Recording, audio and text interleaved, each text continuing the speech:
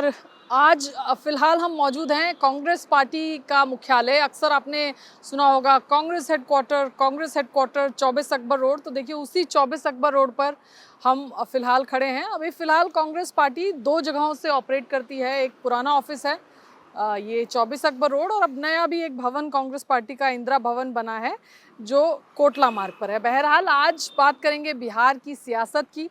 एक ऐसा राज्य जो पॉलिटिकली सबसे अवेयर राज्यों में से एक माना जाता है, और क्योंकि आज महागठबंधन ने अपने मुख्यमंत्री पद के चेहरे का ऐलान किया है, और उस महागठबंधन का एक बड़ा घटक दल जो है वो कांग्रेस पार्टी है, जो अब तक ये कहती आई कि मुख्यमंत्री का चेहरा जो है वो विधायक तय करेंगे, चुनाव के बाद तय करेंगे, संख्या बल के आधार पर मुख्यमंत्री तय किया जाएगा। लेकिन आज उसी कांग्रेस पार्टी के एक वरिष्ठ नेता, पूर्व मुख्यमंत्री राजस्थान के अशोक गहलोत साहब, सीनियर ऑब्जर्वर भी हैं हालांकि बिहार के, उन्होंने ही तेजस्वी यादव के नाम की घोषणा की, जो कि महागठबंधन के मुख्यमंत्री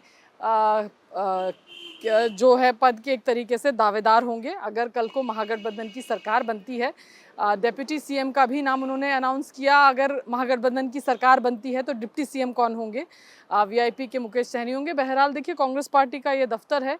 आज थोड़ी चहल पहल यहाँ पर इसलिए दिख रही है हालांकि क्योंकि काफ़ी सारे लोग पुरानी कांग्रेस में आते हैं, कई लोग जो है नया इंदिरा भवन है वहाँ जाते हैं। कार्यकर्ताओं के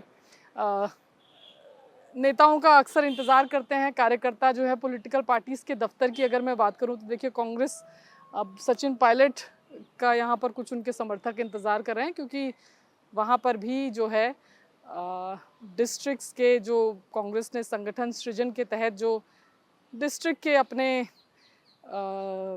प्रेसिडेंट घोषित करने हैं, तो देखिए ये सचिन पायलट के उम्मीदवार सारे समर्थक जो हैं आपको लॉन में और इधर उधर बैठे हुए दिखाई देंगे। बहरहाल वापस बिहार की कहानी पर आते हैं।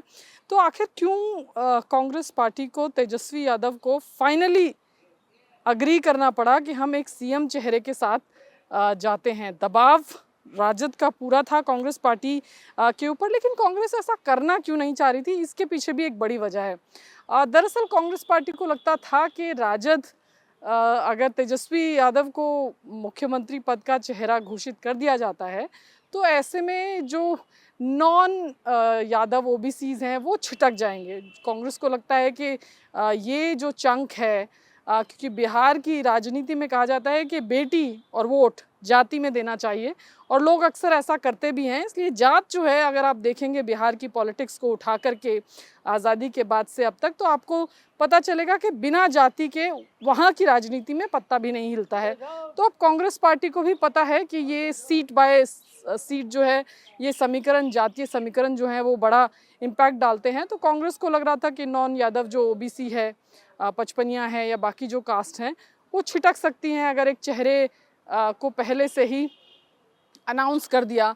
अब क्योंकि तेजस्वी राजद की बात करें तो MY यानी मुस्लिम यादव समीकरण पर ज़्यादा फोकस रहता है राजद का, तो एक कारण वो भी था कि कांग्रेस पार्टी कतई तैयार नहीं थी। हालांकि दबाव रहा वहाँ पर राजद का, जिसके चलते अशोक गहलोत को जाना पड़ा बिहार पटना में, और उन्होंने ही अनाउंस किया कौन चेहरे होंगे मुख्यमंत्री पद के और उप मुख्यमंत्री पद के। हालांकि ये भी कहा कि और भी डिप्टी सीएम हो सकते हैं, साफ तौर पर कहा नहीं, पर शायद उम्मीद होगी कांग्रेस पार्टी को कि सरकार बनती है तो एक डिप्टी सीएम का पद उनको भी मिलेगा। बहरहाल ये तो रही बात कि क्यों कांग्रेस नहीं चाहती थी कि एक उम्मीदवार के नाम के साथ जाया जाए, और क्यों अंत तक ये कन्फ्यूजन एक तरीके से क्रिएट जो है होता हुआ नज़र आया। लेकिन अंत में राजद के दबाव के चलते कांग्रेस पार्टी को जो है ये ऐलान जो है महागठबंधन की तरफ से वहाँ पर आज हमने देखा पटना में हुआ।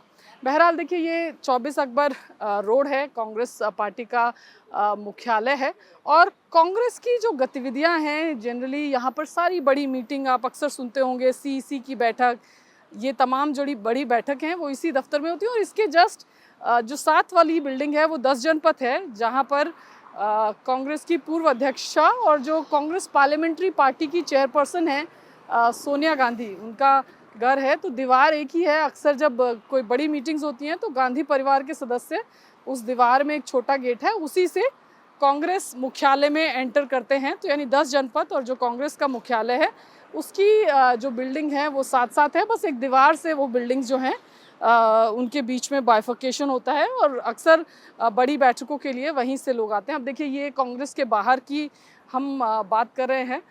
कांग्रेस के बाहर देखिए ये इस तरह का आपको नज़ारा दिखेगा। बहरहाल अब अशोक गहलोत को क्यों भेजना पड़ा कांग्रेस पार्टी को बिहार? क्या पटना जाने के लिए, क्या कृष्णा अलावरू जो राहुल गांधी की आवाज़ हैं एक तरीके से, यूथ कांग्रेस और NSUI के वो इंचार्ज हैं और काफ़ी अगर एक कहें जिस लीडरशिप को राहुल गांधी तैयार कर रहे हैं या जो राहुल गांधी की कांग्रेस है उसका एक बड़ा अहम चेहरा कृष्णा अलावरू हैं जो कि इंचार्ज हैं बिहार के। जनवरी इसी साल की शुरुआत में उनको जो है प्रभार भी दिया गया बिहार का।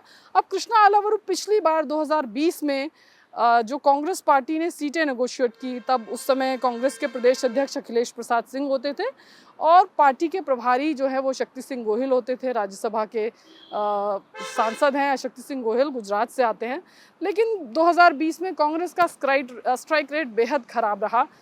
70 सीटें कांग्रेस ने ली और 19 सीटें जो है सिर्फ कांग्रेस ने जीती और जितने महागठबंधन दल के बाकी घटक दल थे महागठबंधन के, उनमें सबसे ख़राब परफॉर्मेंस कांग्रेस पार्टी का ही रहा। अब देखिए ये सब, हालांकि ये बड़ा ट्रेडिशनल स्टाइल ऑफ पॉलिटिक्स है कि आपको इस तरह के झंडे या ये जो पट्टे होते हैं पार्टीज़ के ये देखने को मिले और ये जो यहाँ पे लोग लगाते हैं ये भी दशकों से लगा रहे हैं। आप यहाँ पर जो ये बेचने वाले, सामान बेचने वाले लोगों से जब हम बात करते हैं तो कोई राजीव जी के ज़माने से, कोई सोनिया गांधी जब बनी अध्यक्ष उनके टाइम से ये सब इस तरह से आपको यहाँ पर मिल जाएंगे। हालांकि ट्रेडिशनल स्टाइल ऑफ पॉलिटिक्स का अगर आप कहें तो एक ये बड़े महत्वपूर्ण चीज़ें होती हैं। जब चुनाव आता है तो यहाँ पर बिक्री खूब होती है, लेकिन अमूमन बाकी दिनों में मामला थोड़ा ठंडा रहता है। बहरहाल अब अशोक गहलोत को क्यों भेजना पड़ा कांग्रेस पार्टी को बिहार? पटना क्यों गए अशोक गहलोत? क्या अलावरू से चीज़ें संभल नहीं रही थी? इसकी शुरुआत के लिए हमें थोड़ा जाना पड़ेगा। जब अलावरू बने तो ऐसा बताया जाता है कि तेजस्वी और लालू प्रसाद यादव को लगा कि उनका स्टेचर जो है वो उतना बड़ा नहीं है।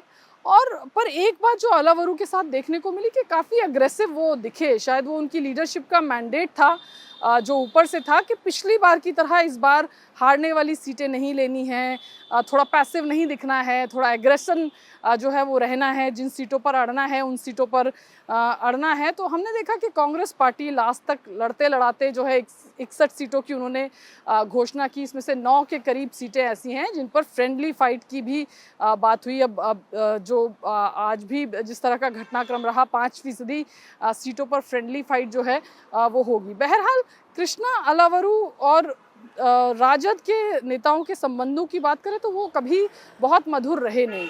और अब तेजस्वी के नाम के ऐलान से एक दिन पहले जब अशोक गहलोत वहाँ गए तो हमने देखा इस तरह की मीटिंग्स हुई, लालू प्रसाद यादव या तेजस्वी यादव के साथ फ़ोटो ऑप भी हुई, पिक्चर्स भी आई। लेकिन उससे पहले जो कांग्रेस के नेता या हमें लोग बताते हैं कि टेलीफोनिक कॉन्वर्सेशन भी कृष्णा अलावरू का कांग्रेस के, राजद के बाकी नेताओं से नहीं हो पा रहा था और इसीलिए बाद में अशोक गहलोत को जो है कांग्रेस पार्टी को उतारना पड़ा कि आप जाइए, क्योंकि बार बार राजद की तरफ से यही फिलर्स आ रहे थे कि कोई सीनियर नेता भेजिए, हम सीनियर बंदे से बात करेंगे, हम सीनियर व्यक्ति से बात करेंगे। हालांकि बाकी नेगोशिएशन कृष्णा अलावरू ने ज़रूर किया, काफ़ी जगहों पर उन्होंने एक अड़ियल रवैया भी दिखाया कि भाई हमको ये सीट चाहिए, ये सीट नहीं चाहिए। हालांकि उसके बावजूद भी काफ़ी सारी सीटों पर या सिंबल्स ऐसे लोगों को दिए गए कांग्रेस की तरफ से जिसको लेकर के काफ़ी हाय तौबा भी मची कि गलत लोगों को सिंबल या उनका नाम अनाउंस किया गया। फिर कई सारे नाम 2-3 नाम जो हैं ऐसे वो वापस लिए गए या सिंबल लोगों से वापस लिए गए। तो ये काफ़ी कन्फ्यूजन रहा। सुपौल सहरसा की सीट है जिस तरह से कुछ 2-3 सीटें ऐसी है, जाले की एक सीट है जहां पर सिंबल दे दिया गया और फिर एन मोमेंट पर जो है वो वापस लिया गया। इसी तरह से सुपौल की एक सीट है, वहां पर सिंबल एक ऐसे व्यक्ति को दे दिया गया पहले जो राहुल गांधी को नेशनल डिज़ास्टर अपने सोशल मीडिया पर घोषित कर चुके थे। फिर उसके बाद साल भर पहले ही उन्होंने कांग्रेस ज्वाइन की थी और फिर उनको टिकट भी कांग्रेस पार्टी की तरफ से दे दिया गया। ये दोनों टिकट इनका सिंबल दे दिया गया, ये बाद में फिर वापस करने पड़े। इसके अलावा लालगंज की एक सीट थी जहाँ पर आदित्य राजा को कांग्रेस पार्टी ने जो है वो उम्मीदवार बनाया और फिर बाद में उसको जो है वो विड्रॉ किया और किसी और व्यक्ति को वहाँ से वो टिकट जो है वो दी गई। बहरहाल ये जो तमाम चीज़ें थी, कृष्णा अल्लावरू का स्टाइल ऑफ फंक्शनिंग या जो तमाम चीज़ें थी वो तो थी ही कि वो राजद से बातचीत कर रहे थे। उनका स्टैचर जो है वो उतना नहीं था, राजद के लोगों को भी लग रहा था कि वो सीनियर नेताओं से ही बात करना चाहते हैं, इसीलिए अशोक गहलोत को लास्ट में उतारा गया कि वो वहाँ गए, फिर उन्होंने तेजस्वी से बात की, लालू प्रसाद यादव से बात की और जो जॉइंट प्रेस कॉन्फ्रेंस भी जो हुआ उसमें अगर सबसे महत्वपूर्ण बातें किसी के द्वारा की गई तो वो अशोक गहलोत साहब ने ही जो है वो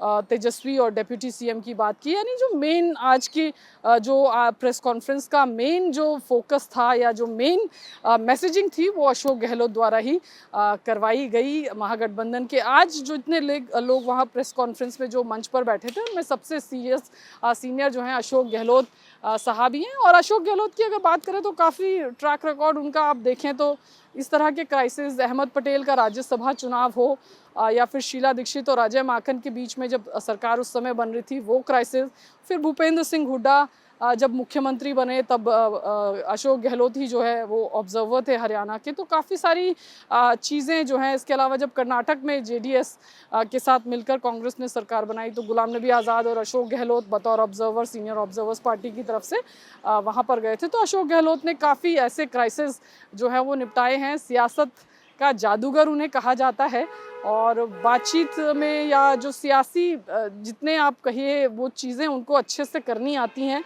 या कैसे बात को कहना है अपनी, ये तमाम चीज़ें जो हैं अशोक गहलोत साहब को बखूबी आती हैं। और जब वो गए उसके बाद बातचीत हुई और फिर उसके बाद जो है चीज़ें जो है वो समाधान की तरफ बढ़ती हुई ज़रूर नज़र आई और फिर ये जॉइंट प्रेस कॉन्फ्रेंस जो है वो हुई। तो काफ़ी सारी चीज़ें जो हैं वो रही, काफ़ी सारे सवाल कि क्या इतना देरी करना ठीक था। अब कांग्रेस पार्टी जो है इतनी लेट किया, उन्होंने सीएम के नाम पर भी वो अड़े रहे, सीटों पर भी काफ़ी सारी चीज़ें को लेकर के वो हुआ, लेकिन लास्ट में देखा हमने राजद की काफ़ी सारी चीज़ें, ख़ास तौर से मुख्यमंत्री पद का ऐलान हो वो तो राजद के दबाव में आकर ही कांग्रेस पार्टी को करना पड़ा। तो देर से भी आए और दुरुस्त भी नहीं आए, ये वाली बात जो है कहीं ना कहीं होती हुई नज़र आई। अगर कांग्रेस की स्ट्रैटेजी को पूरा देखें, आपने वो सब किया जो आप शुरू से कह रहे थे नहीं करेंगे, लेकिन 11th आवर पे किया, लेकिन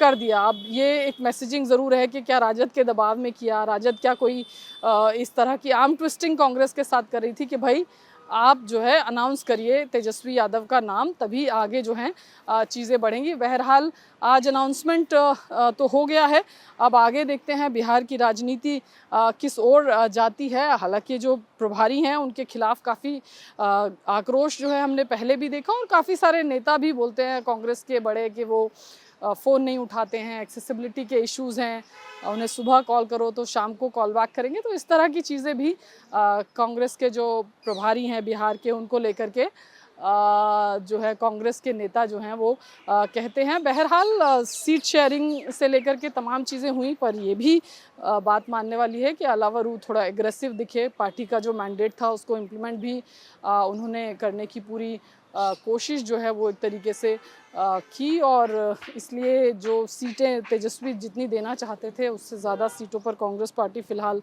लड़ती हुई नज़र आएगी। 54 से 55 के करीब ही कुछ सीटें थी जो तेजस्वी यादव कांग्रेस को देना चाहते थे, लेकिन 61 के उम्मीदवार जो हैं वो कांग्रेस ने उतारे हैं चुनावी मैदान में। अब देखना होगा कि चुनाव आगे किस तरफ बढ़ता है, क्योंकि अब कहा जा रहा है कि साझा जो है कैंपेनिंग होगी, साझा मैनिफेस्टो शायद 28 अक्टूबर को विपक्ष की तरफ से, महागठबंधन की तरफ से लॉन्च किया जाए। और ये भी कहा जा रहा है कि राहुल गांधी और तेजस्वी यादव जो है वो एक मंच पर नज़र आएंगे, एक साथ जॉइंट रैलीज़ होंगी और तमाम चीज़ें होंगी। 2020 का चुनाव महागठबंधन बड़े ही कम अंतर से हारा था, 0.23% का ही फ़र्क था, महज 11,000 के वोटों से। एनडीए और महागठबंधन के बीच की जो दूरी थी महज कुछ 11,000 कुछ वोटों की थी, लेकिन वो खामियाजा भुगतना पड़ा, सरकार बनाने से चूक गए। तो इस बार महागठबंधन जानता है कि हर एक सीट जो है वो कितनी क्रूशल है, लेकिन राहुल गांधी कांग्रेस पार्टी के जो नेता विपक्ष भी हैं और सबसे बड़े नेता भी हैं, उन्होंने एक यात्रा भी निकाली, वोटर अधिकार यात्रा। उस यात्रा से भी मैसेजिंग कांग्रेस पार्टी ने करने की कोशिश की। तो कांग्रेस का अपना एक इंटरनल एक उसका अपना भी एस्पिरेशन है, उसके कार्यकर्ता हैं, उसका संगठन है और एक नेशनल पॉलिटिकल पार्टी के लिए ये सब लाजमी है। तो कांग्रेस जो अड़ी रही वो इस बात पर अड़ी रही कि उसका जो नेशनल एक पार्टी को जो सम्मानजनक जो कांग्रेस को लगता था, ऐसा भी कांग्रेस मानती है कि पिछली बार वो नहीं मिला 2020 में। खराब सीटें, शहरी सीटें या जिन सीटों पर राजद खुद श्योर नहीं थी वो सब कांग्रेस को दे दी गई ताकि उसका स्ट्राइक रेट भी ख़राब हो जाए, उसका मोराल भी डाउन हुआ। 2020 के चुनावों की बात की जाए, क्योंकि नंबर्स बहुत अच्छे नहीं आए, स्ट्राइक रेट बहुत ख़राब रहा। तो कोशिश ज़रूर कांग्रेस की इस बार रही कि एग्रेसिव दिखे, अपने लिए लड़ाई लड़े। वो काम आलावरू ने बतौर कांग्रेस का प्रभारी करने की कोशिश की। अच्छी बात ये थी कि उनके साथ पार्टी आलाकमान ज़रूर खड़ा दिखा और शायद उस मैंडेट को इसीलिए वो इतने सशक्त तरीके से इम्प्लीमेंट भी करते हुए नज़र आए। बहरहाल अब इस चुनाव में क्या होगा, 2025 के विधानसभा चुनाव में क्या होगा बिहार के, ये ज़रूर देखने वाली बात होगी। बहरहाल अब आज कांग्रेस के इस मुख्यालय से आज के लिए बस इतना ही, और देखते हैं कि इस बार बिहार की जनता क्या तय करती है। क्या महागठबंधन को मौका देगी या फिर एनडीए एक बार फिर से बिहार में अपनी सरकार बनाने में कामयाब होगा। ये सारी खबरें जो आज हमने आपको बताई, आगे के डेवलपमेंट भी हम इसी तरह से आपके सामने लेकर आते रहेंगे। कैमरा पर्सन राजेंद्र के साथ विजयलक्ष्मी, इंडिया टीवी दिल्ली।